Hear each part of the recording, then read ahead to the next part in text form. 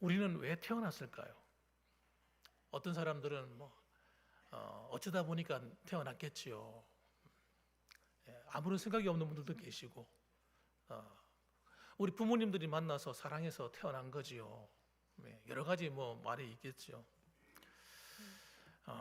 그런데 이 사람의 이 땅에 태어나는 것이 우리가 볼 때는 우연처럼 보입니다. 우연처럼 보이고, 또 어떤 사람에게는 실수일 수도 있어요. 원하지 않는 임신을 해서 아이를 낳을 수도 있습니다. 그런데 여러분, 한 가지 우리가 기억해야 될 게 있습니다. 그게 뭐냐면, 우리가 생각할 때는 우연이라 생각하는 것조차도 하나님 앞에서는 필연이 될 수 있다는 겁니다. 하나님이 허락하지 않으면 이 땅에 그 어떤 생명도 태어날 수가 없어요. 태어날 수가 없습니다. 그리고 왜 내가 태어났는가를 똑바로 알게 되면 내가 왜 살아야 되는가 하는 삶의 목적도 알게 되는 겁니다. 오늘날 많은 젊은이들이 이 세상을 살아가지만 삶의 목적을 모르고 살아가는 사람들이 너무나 많습니다. 이 삶의 목적을 모르니까 어떻게 살아갑니까? 마음대로 사는 거예요. 그래서 쾌락적으로 살아가는 사람도 많아요. 이 세상의 즐거움을 위해서 부어라 마셔라, 그렇게 정신없이 삽니다. 쾌락을 쫓아 살아가는 사람도 많고요. 그런데 여러분, 우리 그리스도인들만큼은 달라야 될 것 같아요. 내가 왜 이 땅에 태어났는지, 왜 살아야 되는지, 내가 무엇을 위해 살아가야 되는지 하는 것을 분명히 알 필요가 있습니다. 그래서 첫 번째입니다. 그래서 여러분, 우리가 왜 태어났는지를 알려면요, 한 가지를 분명히 알아야 될 게 있어요. 그것이 뭐냐면 하나님이 내게 생명을 주셨다는 사실입니다. 하나님이 내게 생명을 주셨다는 거예요. 우리가 이 세상에 태어나는 것은 여러분, 부모의 사랑의 결실이지만 부모님을 통해서, 부모님이라는 가정을 통해서 하나님이 나를 이 땅에 태어나게 만드셨어요. 그러니까 여러분, 그 하나님이 태어나게 하신 것을 우리는 절대 우연으로 봐서는 안 된단 말이에요. 필연이다, 필연. 그래서 시편 139편 13절 말씀 보면 이렇게 얘기합니다. 뭐라고 얘기합니까? 같이 한번 읽어볼까요? 시작.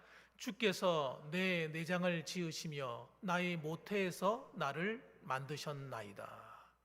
놀라운 고백이죠. 이런 고백은요, 예수 믿는 사람들 외에는 할 수 없는 고백이에요. 내가 우연히 태어난 것이 아니라 주께서 내 장기, 내 몸에 있는 내장과 내 모든 팔다리, 내 모든 것을 하나님이 지으셨다는 거예요. 어디서요? 어머니 모태로부터. 어머니 뱃속에 있을 때 하나님께서 나를 만드셨나이다. 그렇게 시편 기자가 하나님을 노래하고 있습니다. 하나님이 나를 만드셨어요. 예레미야서 1장 5절 말씀 보면요, 또 얘기합니다. 이 예레미야 선지자가 깨달은 거예요. 하나님께서 내가 왜 이 땅에 태어나게 하신지를 발견했어요. 내가 너를 모태에 짓기 전에 너를 알았고, 지금 하나님이 하시는 말씀입니다. 어머니 뱃속에 지어지기 이전부터 내가 너를 알았다, 이렇게 얘기하는 거예요. 네가 배에서 나오기 전에 너를 성별하였다. 성별이 뭡니까? 구별했다니, 구별. 너를 여러 나라의 선지자로 세웠노라 하시기로.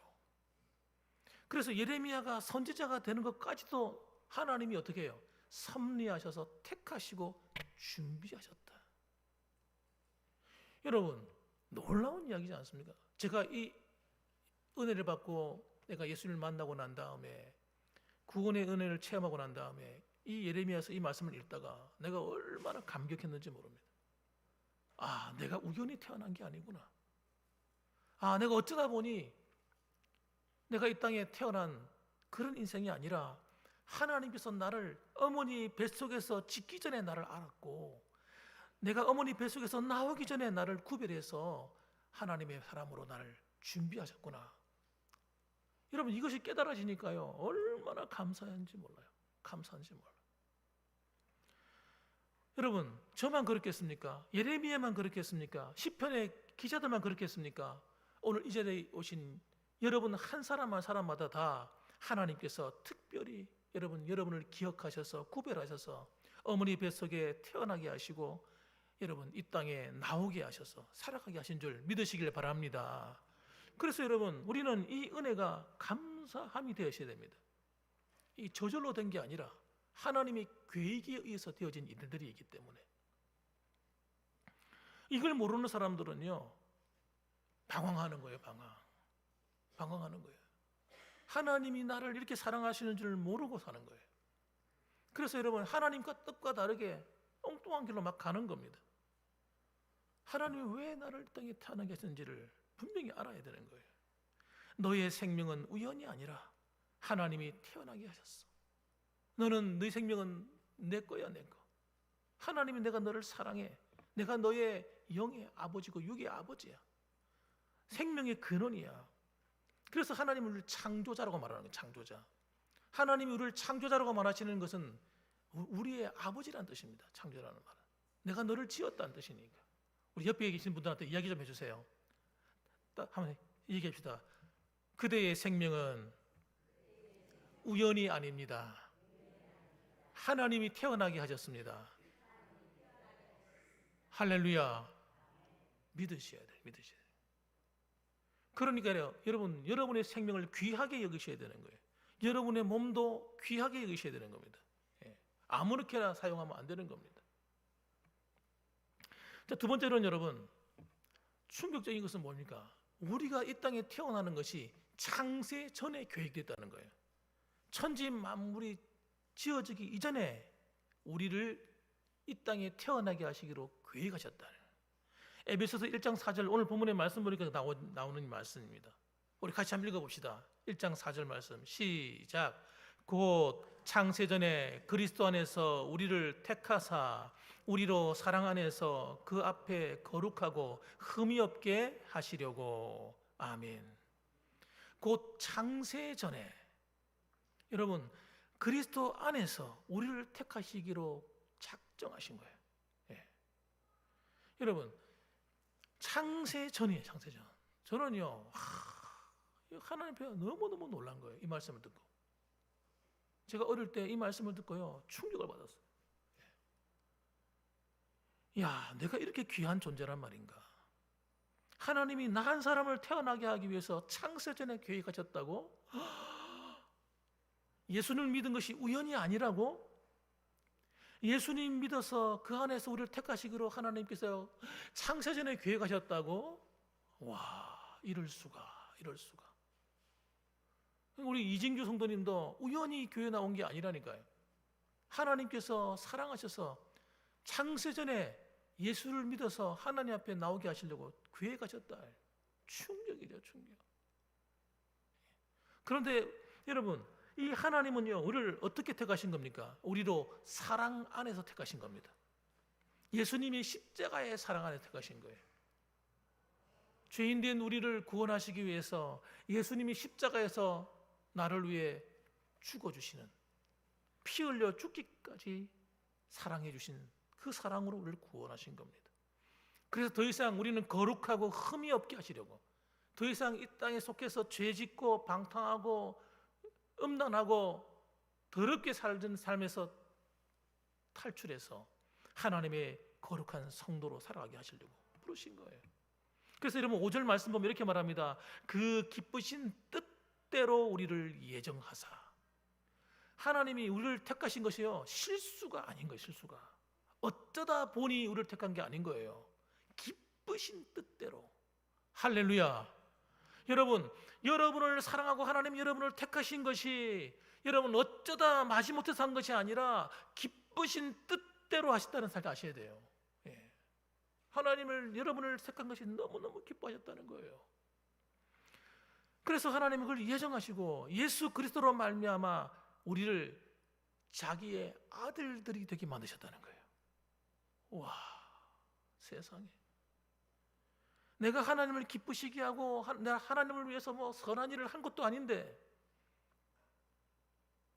내가 예수 믿기 전부터 나를 아시고 나를 사랑하시고 나를 붙들어 주셨다는 사실. 여러분, 그렇기 때문에 나의 기원, 나의 출발이 너무너무 놀라운 거예요. 너무 놀라운 거예요. 여러분의 신분이요 너무너무 귀한 거예요. 어떤 사람은 이 땅에 태어나서 부잣집에 태어나서 편하게 살아온 사람도 있을지 모르지만 어떤 사람은 가난한 집안에 태어나서 고생하며 살아온 분도 계세요. 어떤 사람들은 여러 가지 살아가면서 삶의 역경을 견딘 사람이 있는가 하면 어떤 사람은 순탄한 길을 살아나온 사람도 있습니다. 어떤 사람은 그래서 공부를 잘하는 머리를 물려받아 가지고 학벌이 좋은 사람도 있을 것이고 어떤 사람은 그 길을 가지 못한 사람도 있어요. 또 어떤 사람은요 재주와 능력이 있어서 돈을 잘 버는 사람도 있고 어떤 사람은 그런 걸 잘 못하는 사람도 있어요. 그런데 여러분 한 가지 기억하셔야 됩니다. 내 상황이 어떻든 간에 하나님이 나를 사랑하시는 것은 틀림이 없습니다. 하나님이 여러분을 기억하시고 여러분을 그냥 우연의 산물로 만들어서 그냥 내버려 두고 팽개쳐 두는 것이 아니라는 거 아셔야 돼요.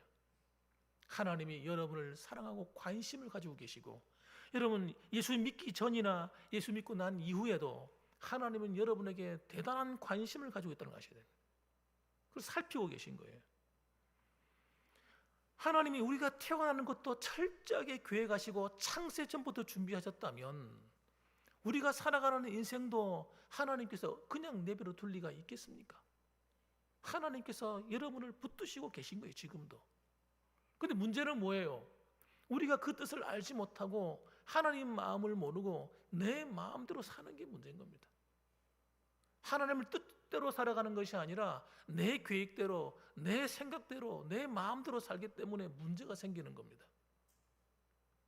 사랑하는 성도 여러분, 그래서 하나님이 나를 향한 그 계획이 귀중하다면 오늘 하루하루 살아가는 여러분의 삶과 앞으로 이루어져 가야 될 여러분의 미래의 삶도 하나님이 귀하게 여긴다는 걸 아셔야 돼요. 그리고 하나님이 함께 해주신다는 것도 믿으셔야 됩니다. 왜?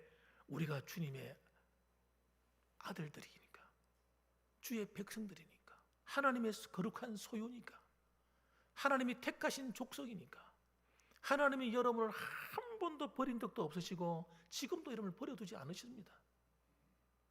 하나님이 여러분 한 사람이 어떻게 살아왔든지 하나님은 여러분을 절대 포기하지 않으세요.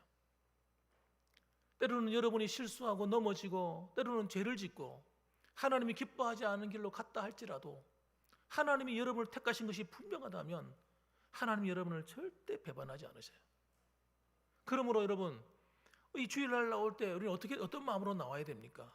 때로는 우리가 하나님이 기뻐하시는 생활을 하고 참 이렇게 믿음 생활 잘하다가 교회 나오면 그래도 감사함으로 기쁨하면 나올 수 있는데 어떤 주간은 내가 살아온 삶을 가만 되돌아보니까 하나님 앞에 떳떳하지가 않거든.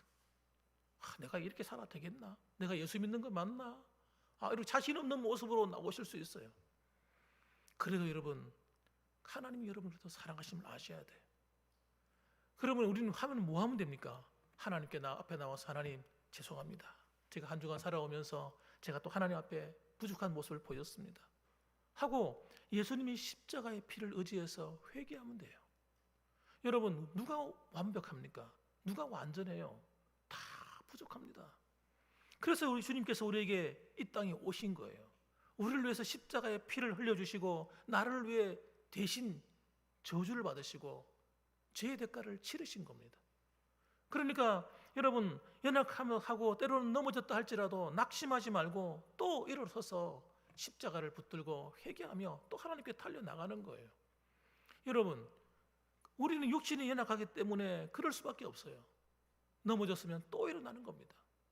두려워하지 말고 염려하지 말고 또 하나님께 나오는 거예요. 여러분 그렇게 할 때 하나님의 은혜가 여러분의 삶 속에 쏟아져 부어지는 겁니다.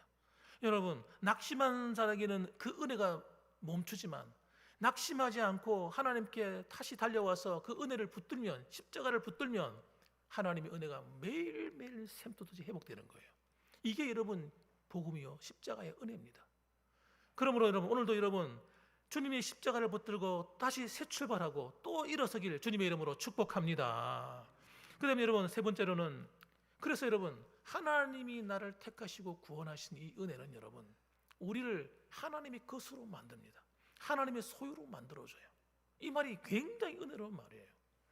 여러분 저는 이사야 43장 1절 말씀을 굉장히 좋아하는 말씀 중에 하나입니다. 제가 은혜 받고 난 다음에 이 말씀을 달달달 외웠습니다. 너무 좋아서. 우리 같이 한번 읽어볼까요?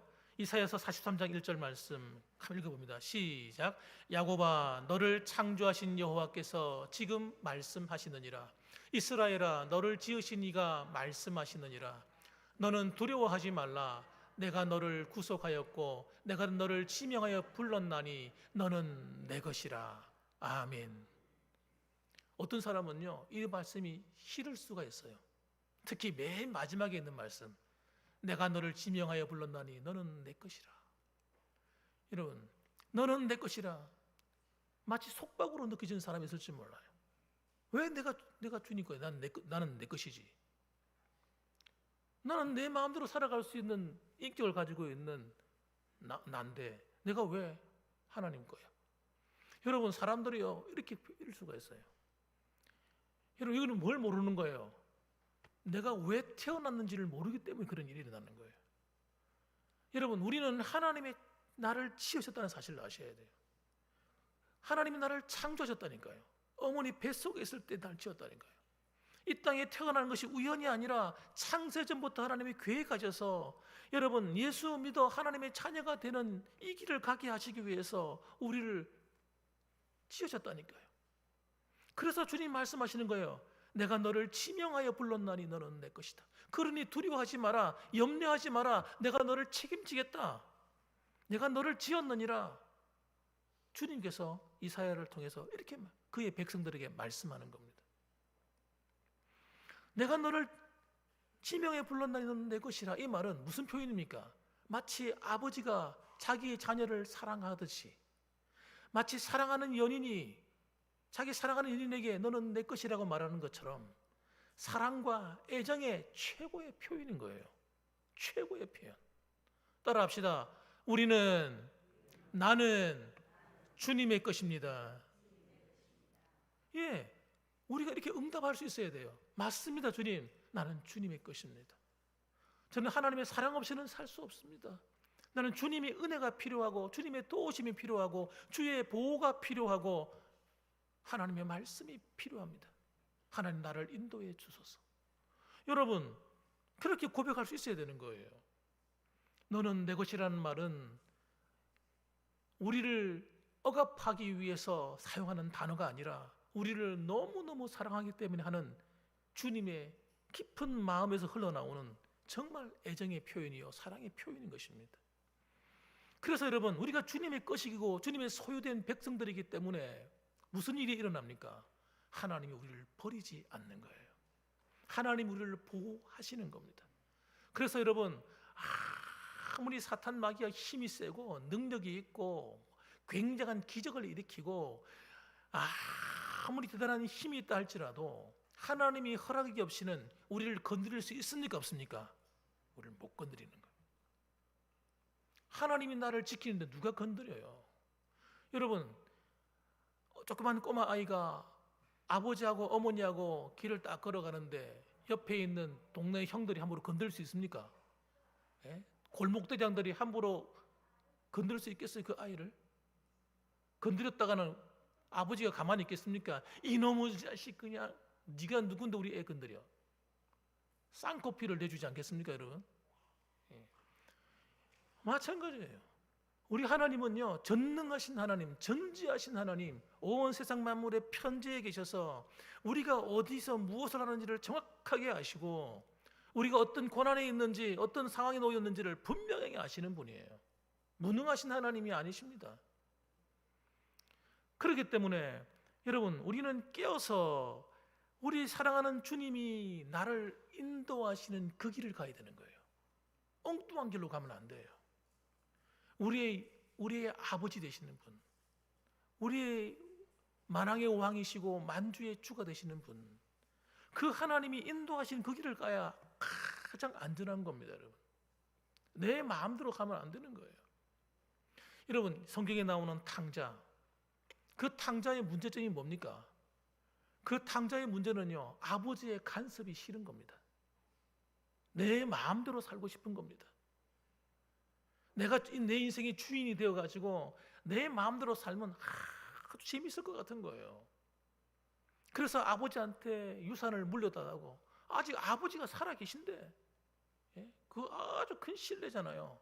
아버지한테 유산을 물려달라고 해가지고 형의 마음도 상하게 하면서 그래가지고 돈을 빼앗듯이 물려받아가지고 나가서 자기 인생이 자기가 주인이 되어서 살아갑니다.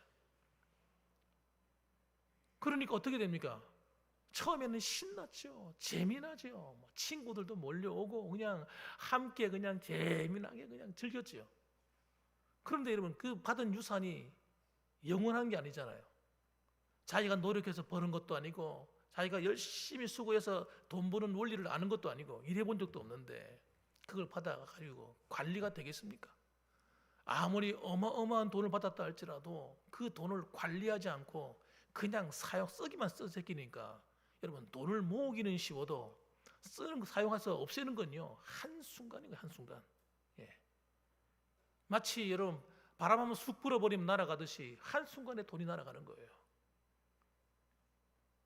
그러고 나니까 돈이 없으니까 친구들도 떨어져 나가고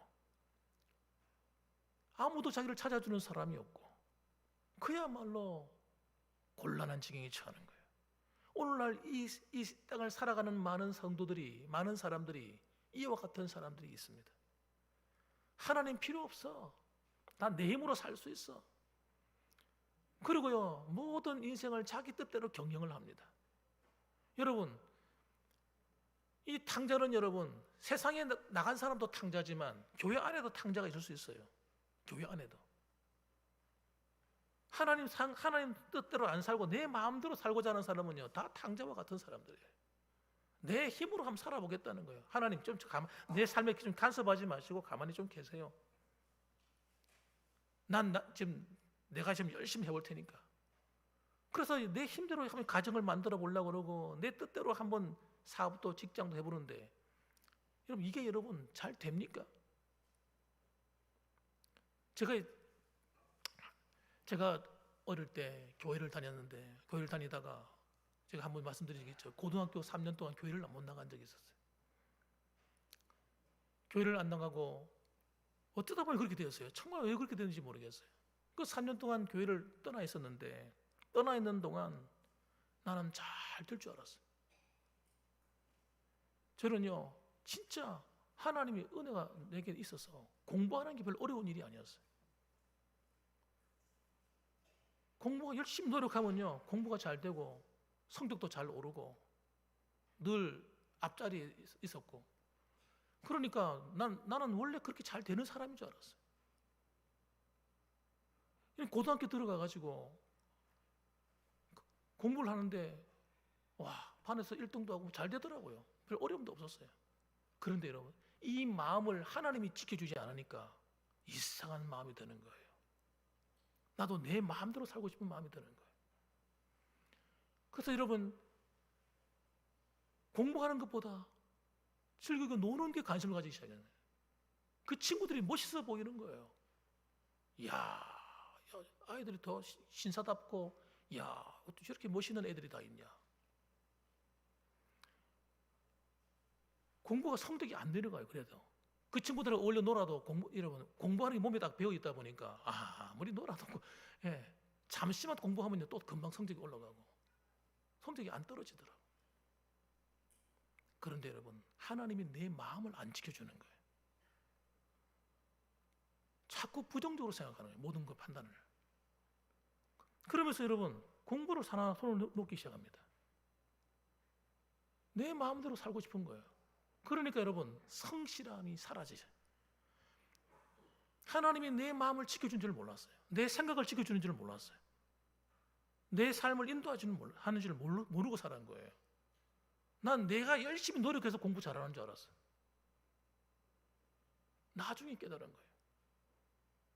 하나님을 떠나 살아가니까 바른 생각을 할 수가 없었어요. 바른 생각이 안 되는 거예요. 삐뚤한 생각을 하는 겁니다.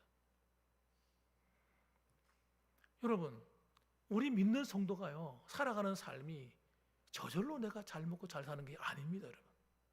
하나님이 보이지 않는 선으로 여러분을 지켜주고 인도하고 있기 때문에 여러분이 살아갈 수 있는 힘이 있고 능력이 있고 여러분 재능이 있고 은사가 있는 거예요. 그렇기 때문에 여러분 이 좋으신 하나님을 손에서 놓으면 안 되는 것입니다. 놓으면 안 되는 거예요. 놓는 순간 그것이 자연스러웠던 그 축복이 흘러 떠내려가는 겁니다. 여러분. 하나님이 지켜주지 않기 때문에 내가 주님 안에 거할 때 하나님 말씀 안에 거할 때에 내가 안전한 줄을 모르고 있으면 안 되는 거예요. 오늘도 여러분 우리는 하나님이 들어주지 않으면요 우리는요 우리의 구원 이 받은 은혜도 흔들흔들 하는 겁니다. 흔들흔들 하는 거예요. 하나님이 나를 축복한 줄 모르는 거예요. 형통한 삶을 다 빼앗겨버리는 거예요. 저는 주일학교 다닐 때 새벽기도도 나갔었어요. 그 새벽기도 다니는 게 그냥 축복인 줄 모르고 다녔어요.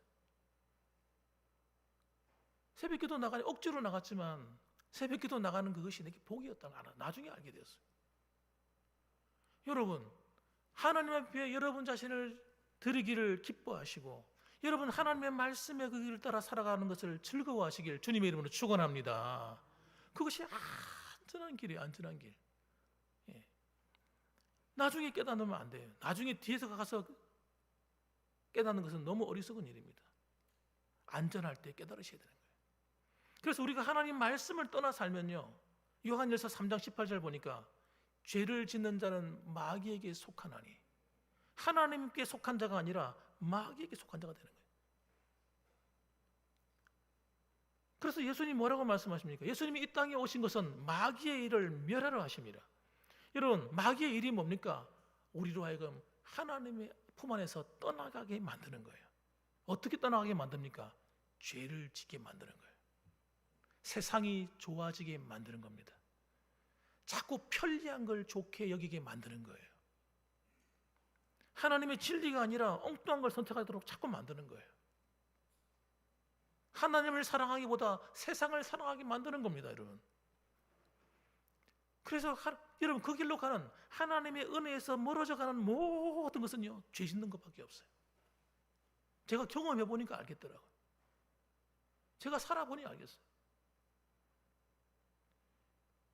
여러분 보십시오. 가정에 죄가 왜 들어옵니까? 하나님을 기쁘시게 하는 것보다 내 욕심으로 살려고 하면요 가정에 죄가 들어와요. 남편이 하나님 말씀대로 사는 게 아니라 내 마음대로 살고자 하면 그 가정에 죄가 들어옵니다. 아내도 마찬가지입니다. 자녀들도 마찬가지예요. 죄가 들어오면요 가정이 흔들흔들해요. 속상한 일이 막 생겨나기 시작합니다. 짜증이 막 생겨납니다. 그렇게 사랑하던 가정이 미움이 틈탑니다.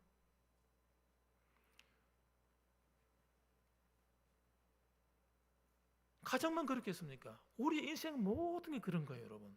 하나님의 은혜에서 우리가 멀어지기 시작하면요 내 삶의 기쁨을 다 빼앗겨버려요. 내가 왜 살아야 되지? 내가 뭘 위해 살아야 되지? 내가 지금 하고 있는 게 잘하고 있는 것인가? 자신감이 사라져. 나중에는 하나님이 눈에 안 보입니다. 하나님을 향한 믿음이 사라져버리는 거예요. 사랑하는 성도 여러분, 우리가 하나님의 은혜 안에 머무르지 아니하면 우리는 마치 큰 대해, 큰 바다 한가운데서 풍랑만드는 사람과 똑같은 일이 벌어집니다. 흔들흔들하는 거예요. 자꾸 내 삶에 좋은 일보다 안 좋은 일이 생겨나는 거예요. 불편한 일이 자꾸 일어나기 시작합니다. 그래서 여러분 주님 말씀하십니다. 고린도전서 10장 31절 말씀 보면 그런즉 너희가 먹든지 마시든지 무엇을 하든지 따라합시다. 다 하나님의 영광을 위하여 하라. 할렐루야. 이 말이 무슨 뜻이냐면요 여러분이 먹든지 마시든지 무엇을 하든지 이 말입니다. 가정에서 직장에서 사업을 하든지 공부를 하든지 교회에서 봉사를 하든지 뭘 하든지 하나님의 영광을 위해 살아야지 하는 이 마음이 굉장히 중요한 거예요. 하나님의 영광을 위해 사는 사람은요 절대 죄를 범하지 않습니다. 죄의 유혹이 와도 물리칩니다. 직장 생활하다 보면요 나를 유혹하는 게 굉장히 많아요. 나를 불성실하게 만듭니다. 사람과 사람과 사이를 불편한데 미움이 틈타게 만듭니다. 인간관계가 나빠져. 그러나 하나님을 다 하나님의 영광을 위하여 하라 그러면 어떻게 됩니까? 죽게 하듯이 하는 거예요. 골로새서 3장에 나오는 말씀처럼 죽게 하듯이 하게 됩니다. 가정에서 남편을 대할 때 죽게 하듯이, 남편이 아내를 대할 때 죽게 하듯이, 때로는 마음이 상할 때가 있지만 주님을 생각하고 대하는 거예요. 자녀를 대할 때도 죽게 하듯이, 때로는 성질이 확 나타날 때가 있지만 자녀를 바라볼 때 믿음을 가지고 죽게 하듯이, 여러분 자녀들도 때로는 부모를 대할 때 함부로 하지 않고 죽게 하듯이, 하나님의 영광을 구하는 사람은요 어디 가든지 죽게 하듯이 해요. 친구들을 만나고 사람과 만나고 할 때도 죽게 하듯이 함부로 말하지 않는 거예요. 함부로 사람을 대하지 않는 겁니다. 함부로 사람을 무시하지 않는 겁니다. 부족한 사람을 만나도 함부로 대하지 않는 거예요. 여러분, 이 마음의 중심이 하나님의 영광을 위해서 할 때 일어나는 변화입니다. 여러분, 하나님이 그렇게 살기를 원하시는 거예요. 우리가 고린도전서 6장 19절 말씀 보면 그래서 이렇게 말씀합니다. 너희 몸은 너희가 하나님께로부터 받은 바 너희 가운데 계신 성령의 전인 줄 알지 못하느냐. 여러분, 우리는 여러분 예수 믿는 모든 성도들은요 우리 몸이 예수를 믿어서 주님을 영접할 때에 우리 안에 성령님이 오셔서 우리 안에 주님이 거하시는 성전이 되었단 말이에요. 이 건물이 성전이 아니고 이 건물은 예배당이에요. 예배당. 여러분 한 사람 한 사람이 따라합시다. 하나님의 성전이다. 이 몸을 가지고 어떻게 살아야 되겠냐 말이에요. 함부로 이 몸을 사용해서는 안 되는 거죠. 죄 짓는 일에. 이 몸을 잘 아름답게 내 안에 성령이 계신 줄 알고 하나님이 나와 함께하는 줄 알고 하나님 안에서 살아가는 거예요. 그렇게 할 때 하나님이 영광을 받으신다.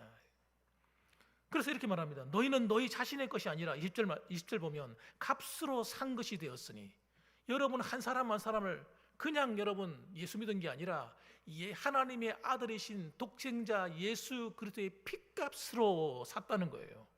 예? 하나님의 아들을 죽여서 여러분을 샀다는 겁니다.